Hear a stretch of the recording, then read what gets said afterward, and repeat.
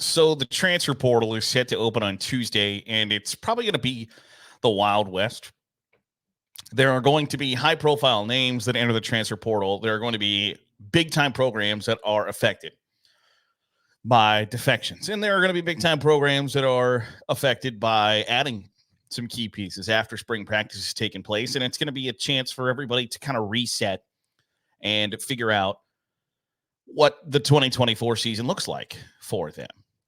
But there is an untold truth about the transfer portal.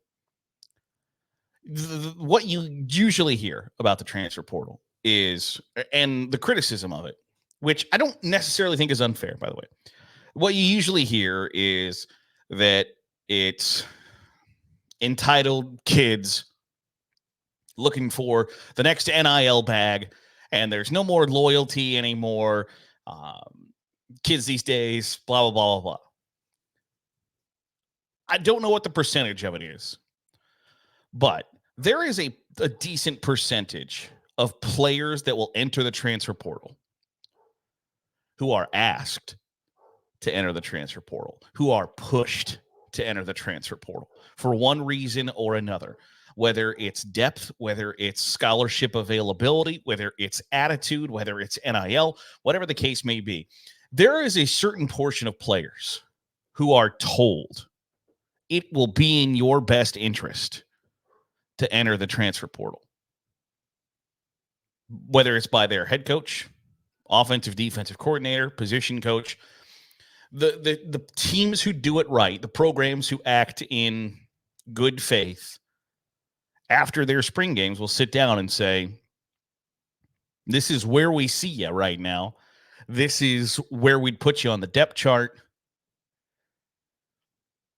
And if that doesn't work for you, go ahead and hit the portal.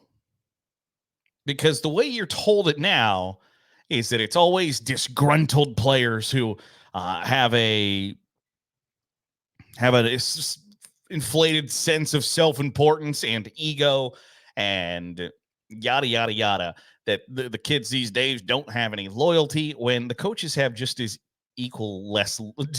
equally less loyal. They signed kids out of high school or out of the transfer portal, gobbling up as many riches as they can get. And now when faced with the we've only got one football. Only one quarterback can play. Only 3 or 4 wide receivers can play. Only 5 offensive linemen can play. And now we're in trouble. It's just a fact of college sports today is that happens. Coaches will say, and I said earlier, coaches will say it will be in your best interest to hit the transfer portal. There are other players and other coaches who will just flat out say, you need to enter the transfer portal. You are not welcome back here. We do not want you. Please don't come back. Please enter the transfer portal. And then when those kids will do that, in the press conference, they'll say, well, it's unfortunate that so-and-so decided that they were going to join another program or that it wasn't the right fit here or there, or whatever the case may be. But that's the verifiable fact is that there are kids who, and there's no real good way for somebody who has been asked to hit the transfer portal to say, I've been asked to hit the transfer portal. You look pretty bad if you're like, yeah, the coach has asked me to get in the portal and get out of here. Because it's generally not a positive thing. Very rarely is it you know what, son, we think you can play at a better level than what you're playing. Like you could play in the Power 5 when you're playing in a group of that just doesn't happen. It's generally you're not good enough to play here, or there's off the field stuff, or whatever the case may be. It's very rarely a positive when somebody is asked to hit the transfer portal, or in some cases told to hit the transfer portal. So keep that in mind when some of the players, absolutely 100%, are of the variety of only one quarterback can play. I'm third on the depth chart. It doesn't take a science rocket to figure out that this isn't going to work for me here, and I got to go somewhere where I can get on a field, because every quarterback has the dream that they can be Tom Brady or Brock Purdy, that even if they're not a first-round pick, by playing quarterback, by getting enough snaps, getting enough reps, getting enough games under your belt, that all it takes is one person, one team, the right coach, the right GM, whoever it is, to find you, discover you, develop you, and you can be the next Tom Brady or Brock Purdy. Every quarterback has that idea.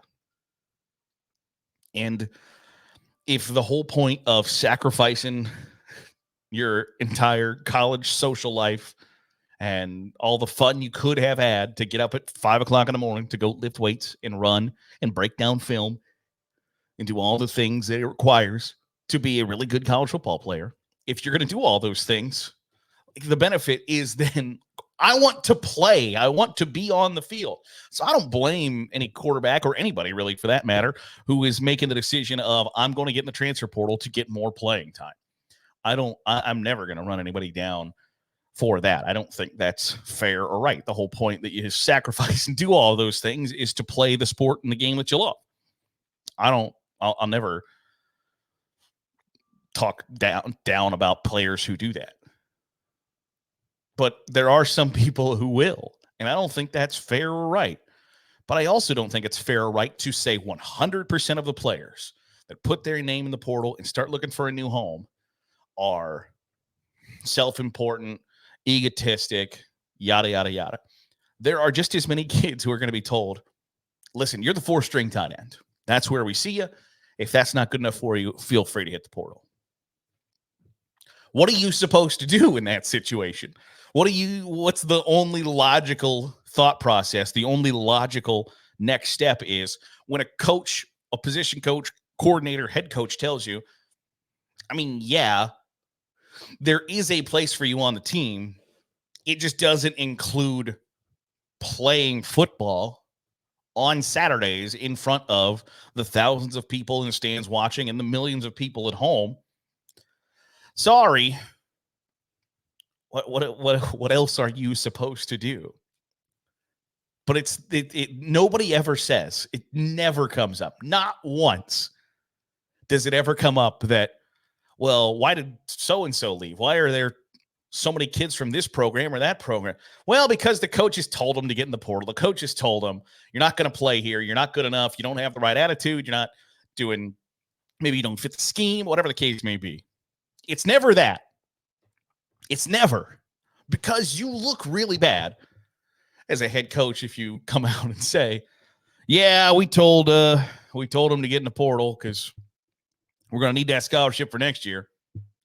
Because at the end of the day, are they college kids still kind of figuring out? And the idea and the culture of college sports is we're putting all of our faith and trust into position coach, coordinator, head coach to help guide these young men make better career decisions and become better citizens, better fathers, better brothers, better husbands, better sons. Yes, that is kind of the idea in the back of a lot of people's minds when it comes to choosing a school, guiding a program, etc. Whether that's still fair or accurate in 2024 depends on the program, depends on the person.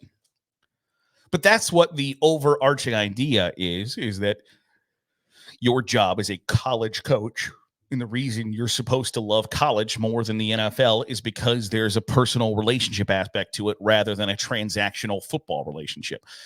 You're supposed to be invested in the young people, yada, yada, yada. Whether that's still the case or not, I don't know. But that's the consensus. That's the perception of the sport is you're kind of an advisor to these young people. And if that's the case, people aren't going to look kindly upon the idea of yeah, so I brought him here. We didn't really play him, didn't develop him, and then just kind of figured, you know what, this isn't really worth it for us anymore, so you should go. It's a real harsh way to look at it because for so long we've avoided the talk and avoided the idea that college football is a big business and treated it sort of like the patty cake, sunshine, roses, unicorn, rainbows, and daisies that, oh, it's really about student athlete development. And it's about it, even maybe the group of 5 level. Sure it is. It's about getting a free education. At the Power 4 level, it's about winning games, making money, and putting dudes in the NFL so you can keep winning games and making money. And nobody wants to confront that fact. So you avoid the idea that this is a transactional relationship where you can be cut, where you could be ushered to the transfer portal, where you can be told, hey, you can stay, but if you do stay, I'm going to make your life live in hell until you leave. Nobody wants it to get to that point, so players enter the transfer portal. But it's real and it happens. Whether you think that's okay or not is a different discussion for a different day, and it's one we could have if you want to, because I think it depends on a lot of different factors. But there are a lot of different factors for why players enter the transfer portal, and it's not strictly because they're disgruntled, because they're disloyal, because they're looking for more NIL money. There are just as many players who get told, like, hey, if you want to be anything other than fourth string running back and a gunner on the punt team, you're gonna have to go somewhere else to do it. And what are you supposed to do when you're told that, other than what's asked of you? You hit the transfer portal. And I think you'll see a lot of that when it opens up on Tuesday. That'll do it for today's episode of the Daily Huddle. I appreciate you making us a part of your day, however it is, wherever it is you're doing so. If you are watching on YouTube, hit the subscribe button. Make sure you're getting all the great college football content that we're pumping out here on Saturday Glory. If you are listening to the podcast feed, drop a 5-star review. It goes a long way in helping out the channel. I will see you tomorrow for another episode of the Daily Huddle here on Saturday Glory.